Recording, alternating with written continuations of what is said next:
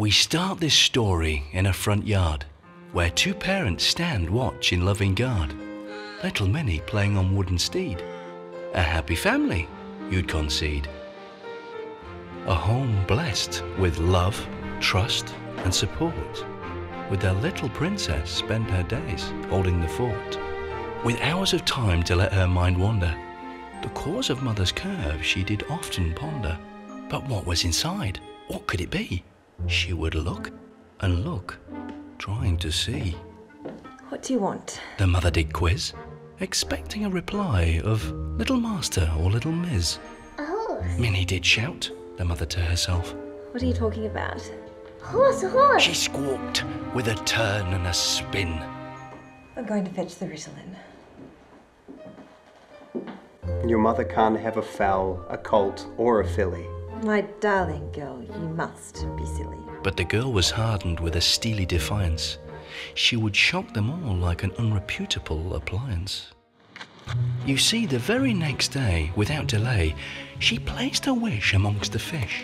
She would have her dream of Pony King, borrowing some wish tonic to spike Mother's gin. And in the middle of that night, Mother awoke with a violent fright, her leg kicking in an aggressive manner, much like an overly sensitive wedding planner. But once it began, it would not recede. Kicks and kicks, kicks to bleed. The pain of this became too much to bear, so a visit to Dr. Sant was made for some urgent medical care. The doctor, in the middle of his meal, spared some time to help and heal. He ran his tests for his guests, ignoring most of their requests.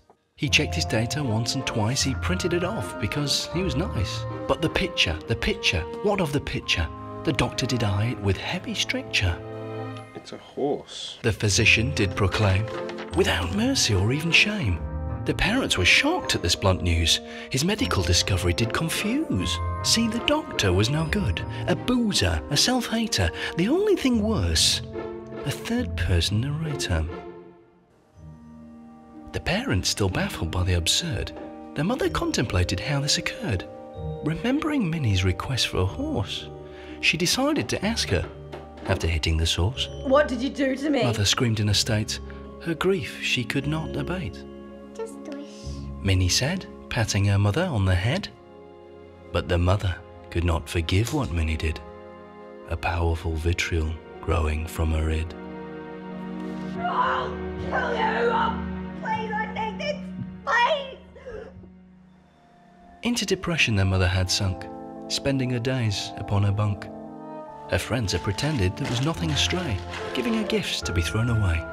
This horse had become a true bane, a happy marriage they could no longer feign. This food is making me sick. Well, you can go and eat a dick. But Minnie was overjoyed. Did that not count? Not to them, barely a small amount.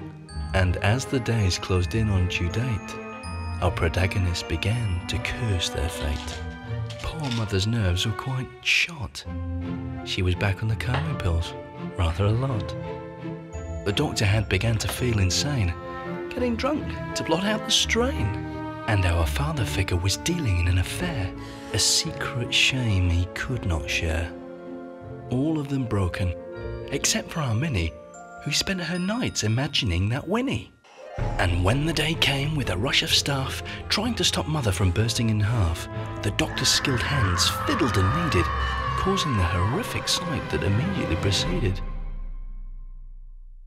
When all was calm, Minnie was called in, barely able to contain her grin. She gazed upon her baby brother, with love quite like no other. See, in that moment, Minnie's heart grew. Proof of a child's wish can really come true. So, you need an end to this tale, I would say. A story that will conclude in the right way. Well, Minnie was inseparable from that horse. The parents' marriage ended in divorce.